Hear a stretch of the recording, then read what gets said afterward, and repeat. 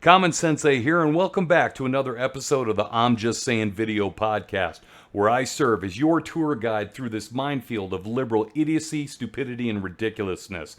A lot's happened since my last post. Believe it or not, Kamala Harris went down to the border, and before that, President Biden was at the G7 summit where he represented us really well. Anyways, as you can tell, I'm a little fired up. We got a lot to talk about, so guess what? Get that Black Rifle coffee ready. Buckle your seatbelts, and let's roll it. Now, from the category of, see, I told you so, Marxism's on the rise, comes this ridiculous excuse for an administration. There's so much going on right now. First of all, the G7 summit happened last week, right? Okay, so I'm not really going to go in whole details about the G7 summit and Vladimir Putin and all this kind of stuff, but I am going to say this. If you were in school, let's say you were in grade school, junior high even, and there was a bully that constantly beat you up for your lunch money, would you go up to that bully and say, "Hey, bully, just so you know, my mom gives me extra money on Tuesdays and Thursdays, so I would appreciate it if those particular days you wouldn't kick my ass"? Now I'm going to go on a limb and say that you wouldn't do that. Well, essentially, that's what Uncle Sloppy Joe did at the G7 summit when he was sitting right there with Vladimir Putin. And guess what he did? He handed old Vladdy a little frickin' cocktail napkin with 16 categories of our critical infrastructure that Uncle Joe doesn't want Russia to attack. What? Yeah, you heard me right. He handed him a list of the 16 most critical areas of our infrastructure that he doesn't want Russia to attack, even though Russia has already been hacking into some of our critical infrastructure and creating all kinds of hell and mayhem. But guess what? I'm sure now that the G7 summit has happened and Sloppy Joe handed him that note like he was passing a note in frickin' art class, that Vladdy's all of a sudden like, I guess you are right. I see the error in my ways. What a moron! Why would you do that? Why would you hand him a list and just say, "Hey, don't attack these"? You might as well just hand it in the list and say, "Hey, here's a list of shit you should blow up." Dude, why don't you just tell him, "Hey, you know what? We're building a secret aircraft carrier with all the latest technology that we need in order to fight the world in case anything bad happens and the shit hits the fan. Oh, and by the way, here's where we're building it. Please don't attack it." What? That's like a Major League Baseball player during the World Series yelling out to the batter, "Hey, I'm gonna be throwing a fastball." Dude, what are you thinking? Or maybe you should just, while you're in the Super Bowl, one team yells over to the other coach, "Hey," and then starts texting them all the plays that they're gonna run for the next series. John Wayne said it best. Life's hard, but it's a lot harder when you're stupid. The absolute absurdity of what's going on in the White House right now, don't even talk about Congress yet, okay? But just the White House alone is just beyond comprehension. You have this guy who has no idea where he's at, what day it is, what he had for breakfast, who put his pants on, is he even wearing pants? I'm not sure that I'm wearing pants. Hey, hold on. Somebody look. Am I wearing pants? Yeah, Joe, you're wearing pants. Albeit they're on backwards, they're still on. Dude, this guy is beyond laughable, okay? This administration is beyond laughable. Quite honestly, this is embarrassing. It really is. He cannot form a coherent sentence. The President of the United States is being laughed at by Russia, North Korea, China, Iran, all these world leaders that we're supposed to try to keep in check, okay? Kim Jong-un of North Korea, the Ayatollah in Iran, Vladimir Putin, President Xi in China. These guys are going to run all over us. They already are. They're already running all over us. This is embarrassing.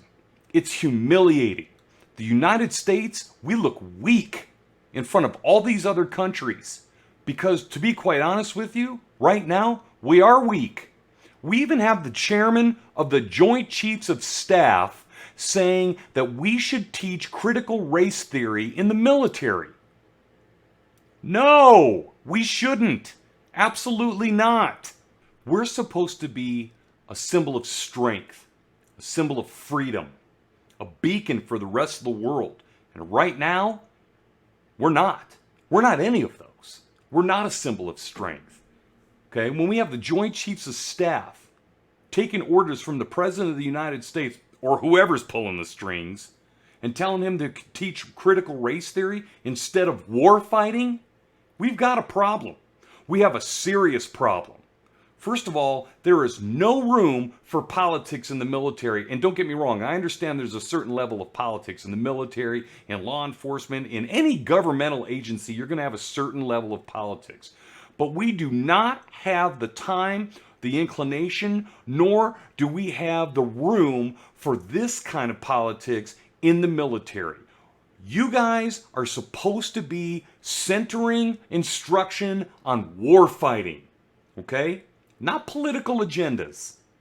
It's bad enough that things in our own country are starting to fall apart. The price of gas is through the roof. Lumber to build houses, astronomical. It used to be that people would go steal copper out of houses to go sell it to get money. Now they're leaving the copper there and taking lumber, taking plywood, okay? You can't even build a doghouse for less than $1,500 now. It's ridiculous, okay? The price of sheet metal is going up. The price of milk is going up. Groceries are going up. And all at the same time, now all of a sudden the IRS says that they're going to start kicking $250 to people. The more kids you have, the more money you're going to get. Does anybody see what's going on here? Do you? This is about control, folks. That's what this is about. Okay? Hey, here's some more money. Here's some more money. Don't worry about going to work. Here's more money. Here's more money. Here's more money. Here's more money. Ah, I gotcha. This is about control. Because when you rely on the government for everything that you have and everything that you need, they own you. They absolutely own you. Thomas Jefferson once said that a government large enough to give you everything you want is one that's powerful enough to take everything you have. I've said that before on this podcast, and I'm going to keep saying it on this podcast. Wake up. Wake up. We have all kinds of problems here at home, okay? And then he goes on a national stage and embarrasses us in front of the world. We can't even control our southern border. Oh, by the way, speaking of the southern border, I digress now into something else. Guess what? Kamala Harris went down to the border. Sorry, wrong picture. After over 90 days in the administration, she decides to finally go down to the border. Hey, good. That's what we wanted her to do, right? That's what we wanted her to do. Except for one thing. She had no intention on doing it up until the media started flame spraying her, and then former President Trump decided he was going to go down to the border, so she couldn't be beat by the Don. She had to get down there quickly. So what did she do? Well, she didn't go to where the problems are. She went to El Paso, where she said, I don't really see that much of a problem. Do you see a problem? I don't see a problem. Guess what? That's because there's a wall in El Paso. That's why there's not a problem. That's why their problem's not there. Go to the place where there are problems. Guess what you're going to see? That's right. No wall. Build that wall. Build that wall. Build that wall. Build that wall. Now, Kamala Harris is an attorney. In fact, she was the 27th DA of San Francisco and the 32nd Attorney General of California. She's not stupid by any stretch of the imagination. But she thinks you're stupid, and she thinks I'm stupid, and she thinks the voters in the United States are stupid. See, when you have all the mainstream media, CNN, MSNBC, the Washington Post, the New York Times, NBC, ABC, all of them spewing what the Democratic left tells them to spew, then a large portion of the United States population tends to believe it. When you repeat a lie enough, people tend to believe that lie. And that's exactly what's going on in this country right now. Kamala Harris was a prosecuting attorney. Okay, she was a prosecuting attorney. If she was such a great prosecuting attorney, then as the Vice President of the United States, how is it that crime, violent crime at that, has spiked under her watch and spiked under President Obama's watch? Because it has spiked quite a bit, as a matter of fact. Take a look at this. Now look at the cities with the largest spike and the largest amount of violent crimes in the United States. Now this is from January to June of 2019. Dan Bongino showed this just the other night on Fox News. New York, Los Angeles, Chicago, Houston, Philly, Memphis, Detroit, Dallas, Phoenix, Baltimore. Do you know what every single one of these cities has in common? That's right, ladies and gentlemen. They're run by liberals. Now, for all the leftist nitwits out there who are going to say, well, that was under Trump's watch. Biden didn't have anything to do with that. That was 2019. Okay, well, here, let's do it this way then. Just since Biden was inaugurated back in January, New York City's violent crime rate is up 48%. Oh, guess what? It gets even better than that. Philadelphia, up 66%. Oh, wait a minute. Portland, up 137%. Oh, and it gets even better. You remember all the riots that started taking place after the George Floyd thing? Yeah. You know, in Minneapolis, guess what? Minneapolis, oh, they're up 236% in violent crime. 236%, ladies and gentlemen. Okay? 236%. Now, why is that important? Well, I'm going to tell you why it's important. The one thing that all those cities have in common, other than being run by liberals, is they all voted to defund the police. Huh, isn't that weird? What a strange coincidence that when you defund the police, violent crime goes up. Who would have thought? So yesterday, Dan Bongino on Fox News brought up a great point, and this is the question they asked. Are they this dumb? Are the Democrats this dumb? Or is this intentional? Is all this intentional? Well, they're not dumb. And he said that. And he's right. They're not dumb. So that only leaves one other thing. It's intentional. Why is it intentional? I've talked about this previously. We are so divided right now that we don't see what's going on behind the curtain. We're so busy fighting amongst each other. We're so busy talking about racism, and we're so busy talking about blue versus red and black versus white that we don't see what's really going on. We don't see how our country is being sold out. We don't see how the Biden administration shut down a pipeline in our country and put thousands of Americans out of jobs, but then said, hey, you know what? Russia, you go ahead and build your pipeline. Why? Why would you do something like that? It's dumb, right? No, it's not dumb. It's very smart if you really think about it. Because if you're trying to control the masses to make them dependent on you, then you have to take away what makes them independent.